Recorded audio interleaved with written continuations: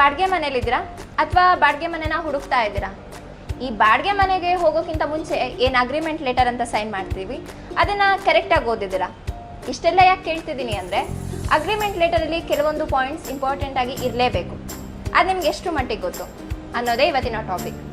ಅದ್ರ ಬಗ್ಗೆ ಹೇಳ್ತೀನಿ. ಆದರೆ ಅದಕ್ಕಿಂತ ಮುಂಚೆ ನೀವೇನಾದರೂ ಫಿನಾನ್ಷಿಯಲ್ ರಿಲೇಟೆಡ್ ವೀಡಿಯೋಸ್ ನೋಡೋಕ್ಕೆ ಇಷ್ಟಪಟ್ಟರೆ ನಮ್ಮ indianmoney.comನ ಯೂಟ್ಯೂಬ್ ಚಾನಲ್ನ ಸಬ್ಸ್ಕ್ರೈಬ್ ಮಾಡಿ. ಅದೇ ರೀತಿ ನಿಮ್ಗೇನಾದರೂ ಫಿನಾನ್ಷಿಯಲ್ ಕ್ವೈರೀಸ್ ಇದ್ದರೆ ನಮ್ಮ indianmoney.comನ ಹೆಲ್ಪ್ಲೈನ್ ನಂಬರ್ 0226181611ಗೆ ಮಿಸ್ ಕಾಲ್ ಕೊಡಿ. ಯೂಶ್ವಲಿ ಹೇಗಾಗುತ್ತೆ ಅಂದರೆ, ಇವತ್ತಿನ ದಿನ ಮನೆ ಹುಡುಕೋದ್ರಲ್ಲೇ ಸಾಕಾಗಿ ಹೋಗುತ್ತೆ. ಬಾಡಿಗೆ ಮನೆ ಸಿಗೋದು ತುಂಬಾ ಕಷ್ಟ. ಸಿಕ್ಕಿದ್ದು ಅದರಲ್ಲಿ ಒಂದು ರೆಂಟ್ ಜಾಸ್ತಿ ಇರುತ್ತೆ, ಇಲ್ಲ ಏರಿಯಾ ಚೆನ್ನಾಗಿರಲ್ಲ, ಇಲ್ಲ ಮನೆನೇ ಚೆನ್ನಾಗಿರಲ್ಲ. ಹೀಗೆ ಸಾಕಷ್ಟು ಪ್ರಾಬ್ಲಮ್ಸ್ ಇರುತ್ತೆ. ಬಾಡಿಗೆ ಮನೆ ಹುಡ್ಕೋದೇ ಒಂದು ದೊಡ್ಡ ತಲೆನೋವು. ಹಾಗಿರುವಾಗ ಒಂದು ಬಾಡಿಗೆ ಮನೆ ಸಿಕ್ಕಿದಾಗ ಅದು ನಿಮಗೆ ರೆಂಟು ಕನ್ವಿನಿಯೆಂಟ್ ಆಗಿದ್ದು, ಏರಿಯಾನೂ ಚೆನ್ನಾಗಿದ್ದು, ಮನೆನೂ ಚೆನ್ನಾಗಿದೆ ಅನ್ನುವಾಗ ಕೆಲವರು ಯೋಚನೆ ಮಾಡಲ್ಲ. ಅಗ್ರಿಮೆಂಟ್ ಲೆಟರ್ನ ಕರೆಕ್ಟಾಗಿ ಓದದೆ ಹಾಗೆ ಸೈನ್ ಮಾಡಿ ಆ ಮನೆಗೆ ಶಿಫ್ಟ್ ಆಗ್ತಾರೆ. ಹಾಗಾದರೆ ಇದೆಷ್ಟು ಮಟ್ಟಿಗೆ ಸರಿ? ಅಗ್ರಿಮೆಂಟ್ ಲೆಟರಲ್ಲಿ ಕೆಲವೊಂದು ಪಾಯಿಂಟ್ಸ್ ಕಂಪಲ್ಸರಿಯಾಗಿ ಇರಲೇಬೇಕು ಅಂತ ಹೇಳಿದೆ. ಹಾಗಾದರೆ ಏನದು? ಇವಾಗ ಯೂಶ್ವಲಿ ಏನಾಗುತ್ತೆ, ಮನೆ ಹುಡ್ಕೋದು ತುಂಬಾ ದೊಡ್ಡ ತಲೆನೋವು. ಒಂದು ಏರಿಯಾ ಚೆನ್ನಾಗಿರಲ್ಲ, ಇಲ್ಲ ಅಂತಂದರೆ ರೆಂಟ್ ಜಾಸ್ತಿ ಇರುತ್ತೆ, ಇಲ್ಲ ಅಂತ ಹೇಳಿದ್ರೆ ಮನೆನೇ ಚೆನ್ನಾಗಿರಲ್ಲ, ಏನೋ ಒಂದು ಪ್ರಾಬ್ಲಮ್ ಇರುತ್ತೆ. ಮನೆ ಹುಡ್ಕೋದೇ ಒಂದು ದೊಡ್ಡ ತಲೆನೋವು ಆಗಿದೆ. ಅಂಥದ್ರಲ್ಲಿ ಒಂದು ಒಳ್ಳೆ ಮನೆ ಸಿಕ್ಕಿ ರೆಂಟು ಚೆನ್ನಾಗಿದ್ದು ಹಾಗೆ ಏರಿಯಾನೂ ಕನ್ವಿನಿಯೆಂಟ್ ಆಗಿದ್ರೆ ನಿಮಗೆ ಯೋಚನೆ ಮಾಡೋಕ್ಕೆ ಹೋಗಲ್ಲ ಸಾಕಷ್ಟು ಜನ. ಈ ಅಗ್ರಿಮೆಂಟ್ ಲೆಟರ್ ಅಂತ ಏನಿರುತ್ತೆ ಅದನ್ನ ಓದೋದೇ ಇಲ್ಲ, ಹಾಗೆ ಸೈನ್ ಹಾಕಿ ಮನೆಗೆ ಶಿಫ್ಟ್ ಆಗಿಬಿಡ್ತಾರೆ. ಹಾಗಾದರೆ ಇದೆಷ್ಟು ಮಟ್ಟಿಗೆ ಸರಿ? ಆ ರೀತಿ ಮಾಡೋದ್ರಿಂದ ಮುಂದೆ ಏನಾದರೂ ಪ್ರಾಬ್ಲಮ್ ಆಗುತ್ತಾ? ನಿಜ, ಖಂಡಿತವಾಗ್ಲೂ ಆಗುತ್ತೆ. ಯಾಕಂದರೆ ಅಗ್ರಿಮೆಂಟ್ ಲೆಟರ್ನ ನಾವು ಕರೆಕ್ಟಾಗಿ ಓದಬೇಕು. ಅದರಲ್ಲೂ ಕೆಲವೊಂದು ಪಾಯಿಂಟ್ಸ್ ನಾನು ಏನಂದರೆ ಕಂಪಲ್ಸರಿ ಆಗಿರಲೇಬೇಕು ಅಂತ, ಅದು ಇಲ್ಲದೆ ಇದ್ದರೆ ನಿಮಗೆ ಫ್ಯೂಚರಲ್ಲಿ ನಿಮ್ಮ ಓನರ್ ಜೊತೆ ಜಗಳನೂ ಆಗಕ್ಕೆ ಬರ್ಬೋದು, ಅಥವಾ ನಿಮ್ಗೆ ಏನಾದರೂ ಲಾಸ್ ಕೂಡ ಆಗ್ಬೋದು. ಹಾಗಾದರೆ ಆ ಪಾಯಿಂಟ್ಸ್ ಏನು? ಅಗ್ರಿಮೆಂಟ್ ಲೆಟರಲ್ಲಿ ಕೆಲವೊಂದು ಪಾಯಿಂಟ್ಸ್ ಕಂಪಲ್ಸರಿ ಆಗಿ ಇರಲೇಬೇಕು ಅಂತ ಹೇಳಿದೆ. ಹಾಗಾದರೆ ಆ ಪಾಯಿಂಟ್ಸ್ ಯಾವುದು? ಫಸ್ಟ್ ಆಫ್ ಆಲ್, ಮನೆ ನೋಡ್ತಾ ಏನು ಮಾಡ್ತೀರಾ? ಮನೆ ಚೆನ್ನಾಗಿದೆಯಾ ನೋಡ್ತೀವಿ, ಆಮೇಲೆ ಏರಿಯಾ ಹೇಗಿದೆ ನೋಡ್ತೀವಿ, ನೆಕ್ಸ್ಟ್ ನೋಡೋದೆ ರೆಂಟ್ ಎಷ್ಟು ಅನ್ನೋದು. ರೆಂಟ್ ಎಲ್ಲ ಓಕೆ ಆದರೆ ಓಕೆ ಅಂತ ಅಗ್ರಿಮೆಂಟ್ನ ಸೈನ್ ಮಾಡಿಬಿಡ್ತೀವಿ. ಆದರೆ ಇದೆಷ್ಟು ಮಟ್ಟಿಗೆ ಸರಿ? ನಿಜವಾಗ್ಲೂ ಇಲ್ಲ. ಎಲ್ರಿಗೂ ಗೊತ್ತೇ ಇರುತ್ತೆ, ವರ್ಷ ಹೋದಾಗೂ ರೆಂಟ್ ಜಾಸ್ತಿ ಆಗುತ್ತೆ. ಯೂಶ್ವಲಿ ಹೇಗಿದೆ ಅಂದರೆ, ನಮ್ಮ ರೆಂಟ್ ಏನಿರುತ್ತೆ ಅದ್ರ 10% ಅಷ್ಟು ವರ್ಷ ಹೋದಂಗೂ ಜಾಸ್ತಿ ಆಗುತ್ತೆ. ಆದರೆ ಈ ವಿಷಯನ ನಿಮ್ಮ ಅಗ್ರಿಮೆಂಟ್ ಲೆಟರಲ್ಲಿ ಮೆನ್ಷನ್ ಮಾಡಿದ್ದೀರಾ ಅನ್ನೋದನ್ನ ಚೆಕ್ ಮಾಡ್ಕೊಳ್ಳಿ.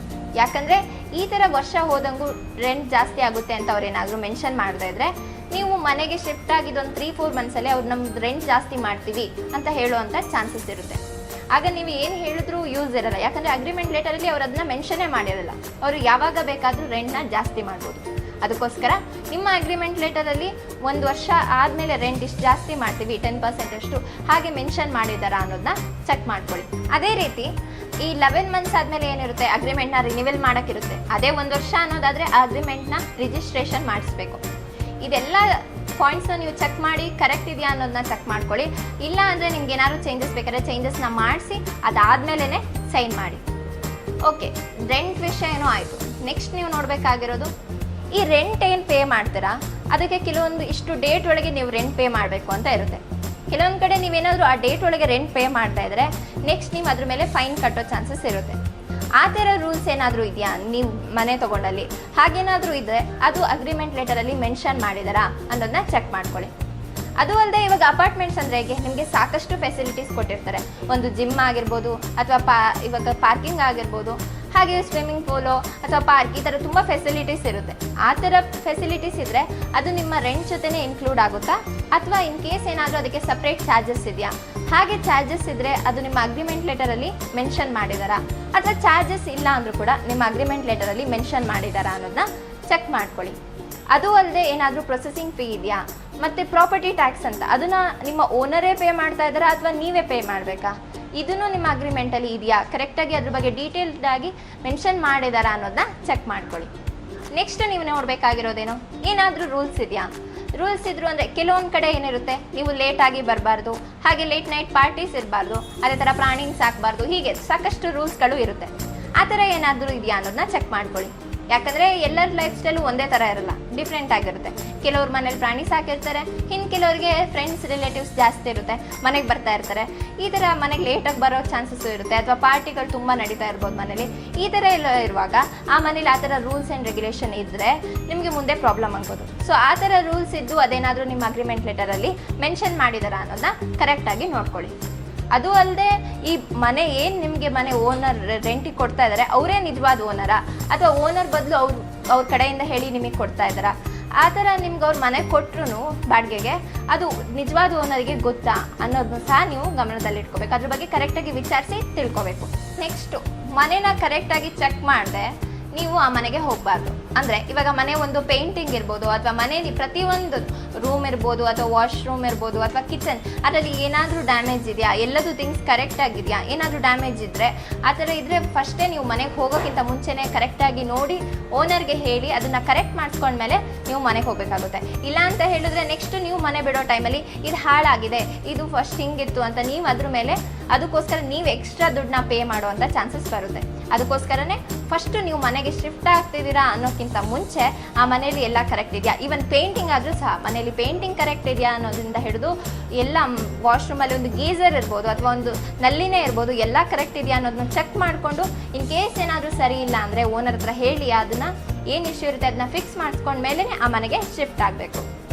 ನಿಮ್ಮ ಅಗ್ರಿಮೆಂಟ್ ಲೆಟರಲ್ಲಿ ಎಷ್ಟು ಡೀಟೇಲ್ಡ್ ಆಗಿರಬೇಕು ಅಂದರೆ ಆ ಮನೆಯಲ್ಲಿ ಪೇಂಟಿಂದ ಹಿಡಿದು ಪೇಂಟ್ ಕರೆಕ್ಟ್ ಆಗಿದೆಯಾ, ಅಥವಾ ಒಂದು ಎಷ್ಟು ಬಲ್ಬ್ ಕೂಡ ಎಷ್ಟು ಬಲ್ಬ್ ಇತ್ತು, ಅಥವಾ ಏನೇನು ಥಿಂಗ್ಸ್ ಇತ್ತು ಅನ್ನೋದನ್ನ ಅವರು ಕರೆಕ್ಟಾಗಿ ಮೆನ್ಷನ್ ಮಾಡಿರಬೇಕು.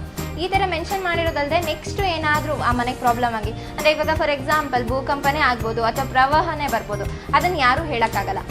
ಆ ಥರ ಏನಾರು ಆದರೆ ಆಗ ಆ ಥರ ಸಿಚುವೇಷನಲ್ಲಿ ಮನೆ ಏನು ಹಾಳಾಗುತ್ತೆ, ಆ ಥರ ಆದಾಗ ಓನರೇ ಮನೇನ ಸರಿ ಮಾಡಿಸಿ ರಿಪೇರಿ ಮಾಡಿಸ್ಕೊಡ್ಬೇಕು. ಆ ಥರ ಪಾಯಿಂಟ್ಸ್ಗಳು ನಿಮ್ಮ ಅಗ್ರಿಮೆಂಟ್ ಲೆಟರಲ್ಲಿ ಮೆನ್ಷನ್ ಮಾಡಿದಾರಾ ಅನ್ನೋದನ್ನ ಕರೆಕ್ಟಾಗಿ ಚೆಕ್ ಮಾಡಿಸ್ಕೊಂಡು ಆಮೇಲೆ ಅಗ್ರಿಮೆಂಟ್ ಲೆಟರ್ನ ಸೈನ್ ಮಾಡಿ. ಸೊ ನಾನು ಏನೇನು ಹೇಳಿದೆ ಹಿಂದಿನ ಪಾಯಿಂಟ್ಸ್ ಇರಲಿ, ರೆಂಟ್ ಇರ್ಬೋದು ಅಥವಾ ರೂಲ್ಸ್ ಏನಿರ್ಬೋದು, ಅಥವಾ ನಿಮ್ಗೊಂದು ಎಕ್ಸ್ಟ್ರಾ ಫೀ ಏನಾದ್ರು ಫೈನ್ ಹಾಕ್ತಾರೆ ಅನ್ನೋ ಥರನೋ, ಅಥವಾ ನೆಕ್ಸ್ಟ್ ಏನಾದ್ರು ಎಕ್ಸ್ಟ್ರಾ ಫೆಸಿಲಿಟೀಸ್ ಇದ್ದರೆ ಅದಕ್ಕೇನಾದರೂ ಎಕ್ಸ್ಟ್ರಾ ಚಾರ್ಜಸ್ ಇದೆಯಾ, ಅಥವಾ ಮನೇಲಿ ಏನೇನಿದೆ, ಮನೇಲಿ ಎಲ್ಲ ಥಿಂಗ್ಸು ಕರೆಕ್ಟ್ ಆಗಿದೆಯಾ, ಈ ಥರ ಎಲ್ಲ ವಿಷಯಗಳು ನಿಮ್ಮ ಅಗ್ರಿಮೆಂಟಲ್ಲಿ ಕರೆಕ್ಟಾಗಿ ಮೆನ್ಷನ್ ಮಾಡಿದರೆ ಆವಾಗ ಮಾತ್ರ ಸೈನ್ ಮಾಡಿ. ಇನ್ ಕೇಸ್ ಏನಾದರೂ ಕರೆಕ್ಟ್ ಇಲ್ಲ ಅನ್ನುವಾಗ ನಿಮ್ಮ ಓನರ್ ಹತ್ರ ಮಾತಾಡಿ ಅದನ್ನು ಚೇಂಜಸ್ ಏನಾದರೂ ಬೇಕಿದ್ರೆ ಚೇಂಜಸ್ ಮಾಡಿಸ್ಕೊಂಡ್ಮೇಲೆ ಅಗ್ರಿಮೆಂಟ್ ಲೆಟರ್ನ ಸೈನ್ ಮಾಡಿ. ಮನೆ ಅಗ್ರಿಮೆಂಟ್ ಅಂತ ಮಾತ್ರ ಅಲ್ಲ, ನಿಮ್ಗೆ ಯಾವುದೇ ಅಗ್ರಿಮೆಂಟ್ ಸೈನ್ ಮಾಡೋದಾದರೂ ಅದನ್ನ ಕರೆಕ್ಟಾಗಿ ಓದಿ ಚೆಕ್ ಮಾಡಿ ಕರೆಕ್ಟ್ ಇದ್ದರೆ ಮಾತ್ರ ಸೈನ್ ಮಾಡಬೇಕು. ಸೊ ಈ ವಿಡಿಯೋ ನಿಮ್ಗೆ ಇಷ್ಟ ಆಗಿದ್ರೆ ಈ ವಿಡಿಯೋನ ಲೈಕ್ ಮಾಡಿ, ಹಾಗೆ ನಿಮ್ಮ ಫ್ರೆಂಡ್ಸ್ ಫ್ಯಾಮಿಲಿ ಮೆಂಬರ್ಸ್ ಜೊತೆ ಶೇರ್ ಮಾಡಿ. ಅದಲ್ಲದೆ ನಿಮ್ದು ಏನಾದರೂ ಒಪಿನಿಯನ್ ಇದ್ದರೆ ನಮಗೆ ಕಮೆಂಟ್ ಕೂಡ ಮಾಡ್ಬೋದು. Thank you.